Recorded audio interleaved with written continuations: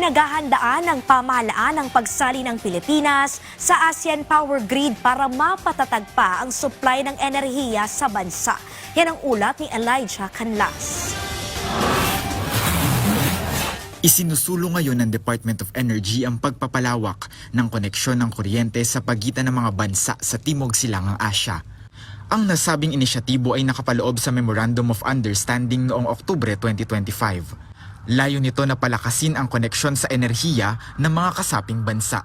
Ipinaliwanag ni Energy Undersecretary Felix William Fuentabella na nakatuon ang ikalawang yugto ng proyekto sa mga isla ng Brunei, Malaysia, Indonesia at Pilipinas. Sa pamamagitan nito ay maikokonekta ang hydropower mula sa Sarawak at Kalimantan patungo sa Sulu, Tawi-Tawi at Basilan. Inaasahang magreresulta ito sa sapat na supply ng kuryente sa bansa at mababawasan ang pagdepende sa diesel. Binigyang diin din niya ang kahalagahan ng pagbabahaginan ng resources ng mga magkakalapit na bansa para sa energy security.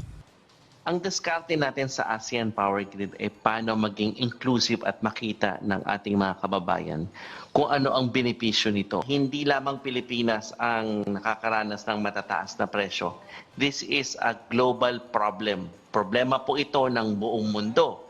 Kaya sa problemang ito, kailangan mag-usap-usap, kailangan nag-share tayo ng information sa ating mga kapitbahay. Nagkaroon na rin ng pagpupulong ang mga energy department ng ASEAN countries para ilatag ang kanilang mga key findings sa ASEAN Center for Energy.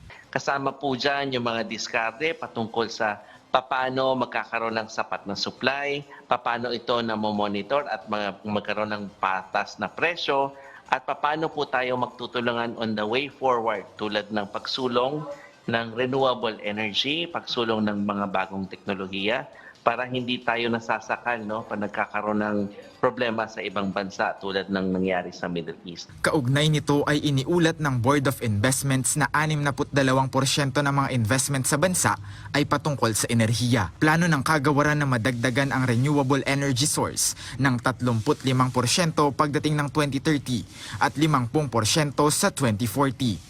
Magsisilbing daan ang ASEAN Power Grid para masiguro ang sapat at abot-kayang kuryente para sa kinabukasan ng bansa. Elijah Canlas para sa Pambansang TV sa Bagong Pilipinas.